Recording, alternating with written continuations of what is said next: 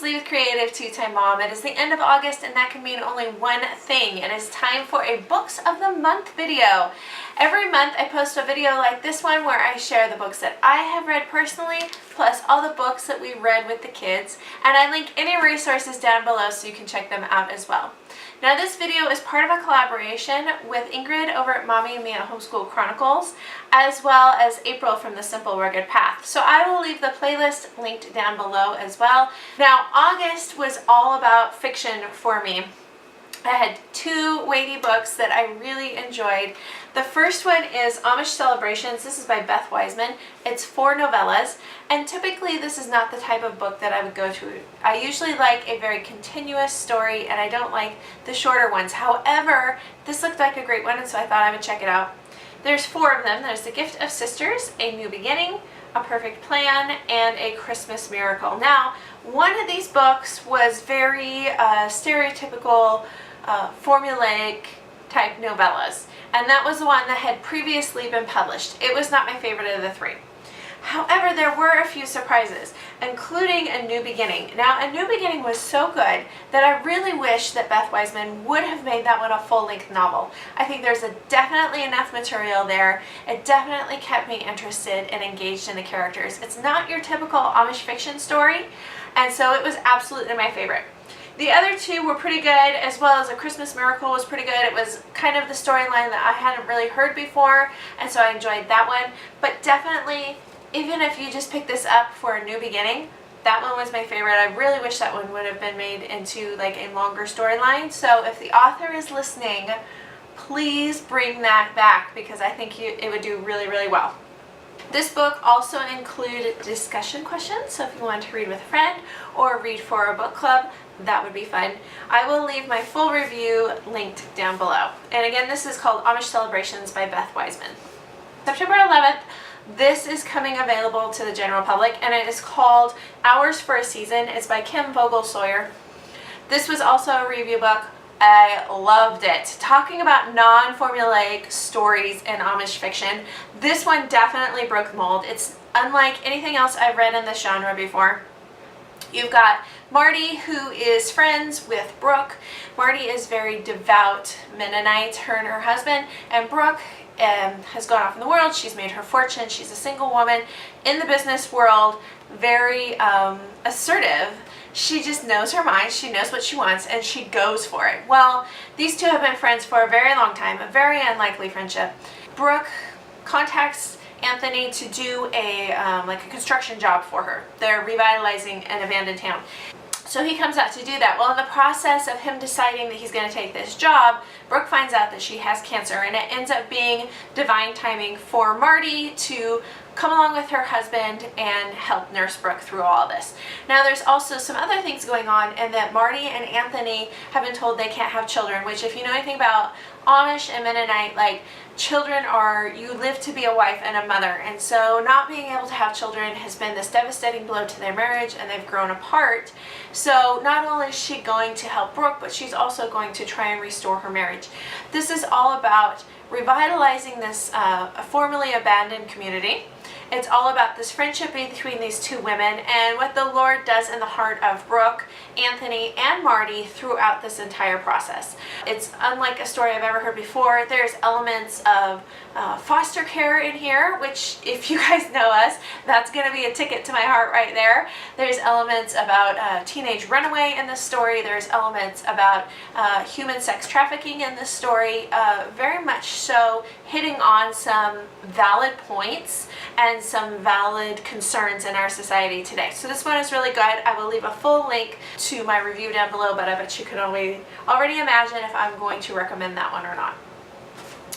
Those were the only 2 books I read personally myself. I also started Minimalist Homeschooling, but I'm only about 40% done with that book. That one's on my Kindle, and so that one will be in September's Books of the Month collaboration. As far as reading with the kids, we did a ton of reading with the kids, and you guys know we have been reading The Candy Makers by Wendy Mass. This is our evening read aloud that we do in our family time. It took us all of July and August to get through this one. This is a beast.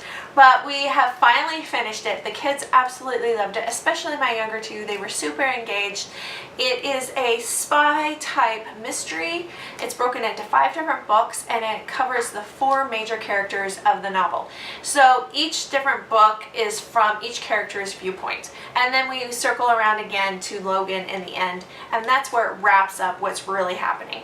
They're trying to discover who is stealing the secret recipe from the candy factory. And so all 4 of them are investigating, but all 4 of them are also suspects. Throughout the story, you don't know which of the 4 of them it is, because they all have suspect behavior until it all wraps up at the end. And so you're constantly putting clues together. This is almost a 500-page novel, and it kept my kids engaged all the way to the end. They absolutely loved it. In the car, we did a little bit of traveling this year. We tried to get out of the smoke from the fires, and we had some family reunion type stuff going on, so we actually listened to 3 different audiobooks. This one was a carryover from July. We started it in July. This is the Mr. Lemoncello's Library Olympics by Chris Grabenstein. You guys know I love this series. My daughter picked it up a few years ago and got me into it. As she read them, I have read them. But this was the first time exposure for my 6-year-old son.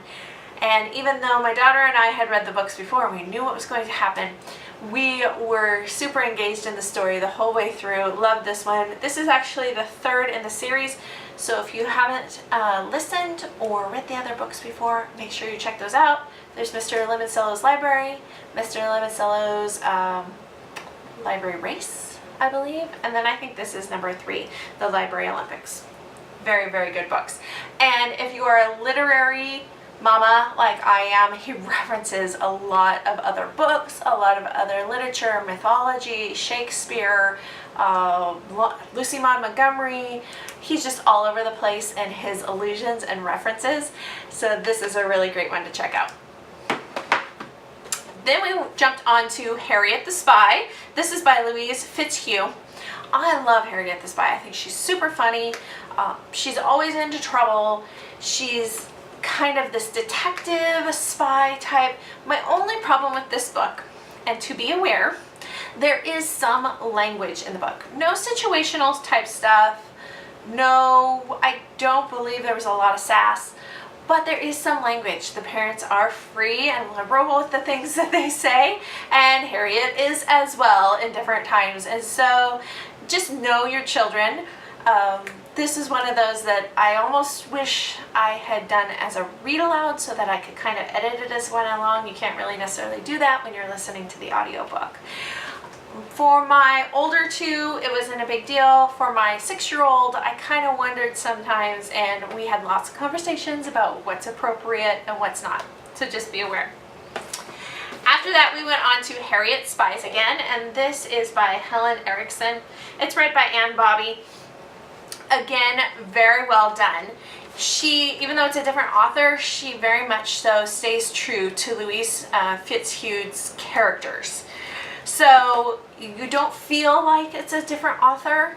It feels very much so a continuation of the first story. And in this story, O'Golly comes back. She's left her husband, and Harriet is trying to figure out why. Like, what's going on? How could she help them, reunite them? And so she's spying again.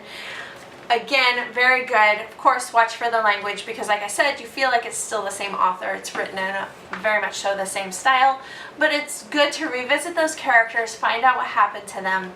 And Harriet learns her lesson in this one. Both of them she does, but in this one particularly, she learns her lesson about spying on people when you probably shouldn't be spying. And that was what we read in our house this month.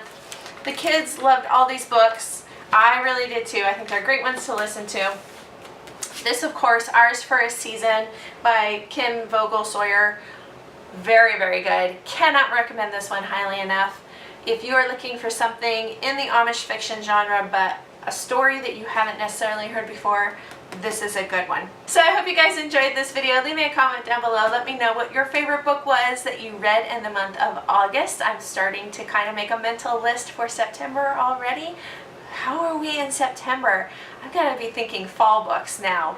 You guys know I love Anne of Green Gables in the fall, so maybe I'll do something along that series.